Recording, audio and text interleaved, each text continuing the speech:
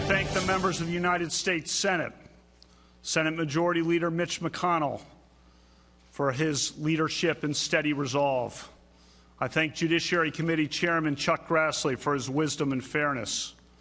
And I give special gratitude to Senators Rob Portman, Susan Collins, Joe Manchin, John Kyle, and Lindsey Graham. They are a credit to the country and the Senate.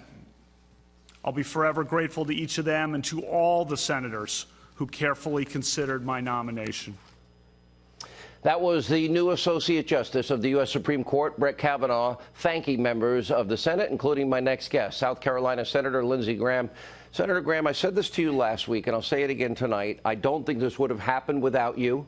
The moment where it was just organic for you was extraordinarily powerful in as much as it was righteous indignation at that moment. And the other thing I'd like to say, I don't think it would have happened. I watched the speech of Susan Collins, and I said this Friday night on this show. I think it was the best Senate speech I've ever seen. Yes. Methodically laying out the case with no influence outside from anybody, under enormous pressure. And I've heard every horrible thing said about this woman. And I'm thinking, where is their sense of decency and dignity if you lay out an intelligent case, but you just happen to disagree? Well, it's about outcomes for our friends on the left. There's nothing they won't do to maintain power. There's nothing they won't do to take it back when they lose it. Susan Collins represented the best in the country. She thought about what she did. She explained what she did, and she made a reasoned decision. The people on the other side were going to destroy Kavanaugh if we let them, to the extent that my intervention helped a good man who was being railroaded and humiliated. I'm pleased. And to President Trump, thank you for sticking by Brett. To Brett, thank you for having the courage to stay in there when a lot of people have quit. I'm forever grateful to both Brett Kavanaugh and President Trump. What I see now in people, a level of energy and enthusiasm and just raw, we're not going to put up with this, that I think is ignited around the country. I don't know the impact it'll have on the country in 29 days, but considering that we see every 2-4 years and every confirmation these tactics, we can't reward this behavior because we'll just get a lot more of it. I think that's what Susan was understanding, is that if she legitimized this process, God help the next person to be nominated for the Supreme Court.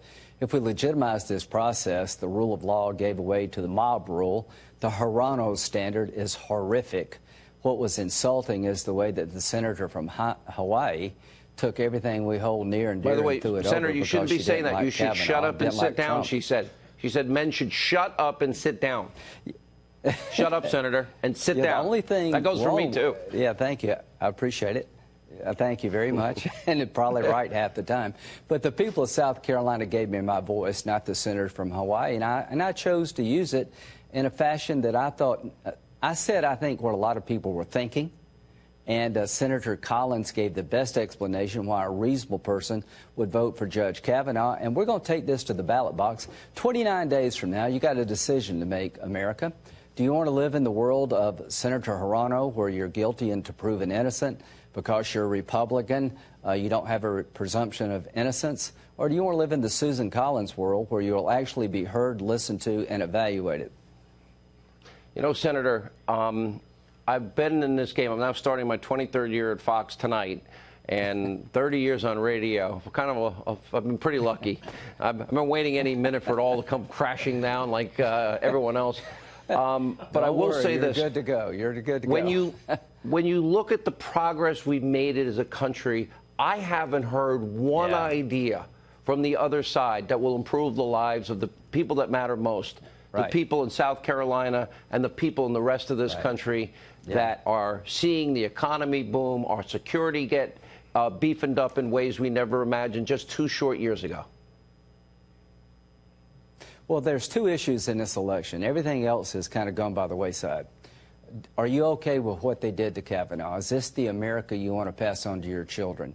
We want women to be heard and respected. Dr. Ford was heard. She was respectfully treated. But we also want a constitutional process that protects all of us, not just Republicans, not Democrats, but all of us. And here's the other question on the ballot. what do you have to lose? Well, I tell you what, if we lose, you got a lot to lose. You're going to have a smaller military, you're going to have a bigger government, you're going to have less money in your pocket. If they win, you're going to have a bunch of people who are organized around the idea of hating Trump. So I would say there's a lot to lose if you turn over power to my Democratic colleagues. There's a lot to lose in this election, and I hope you understand that.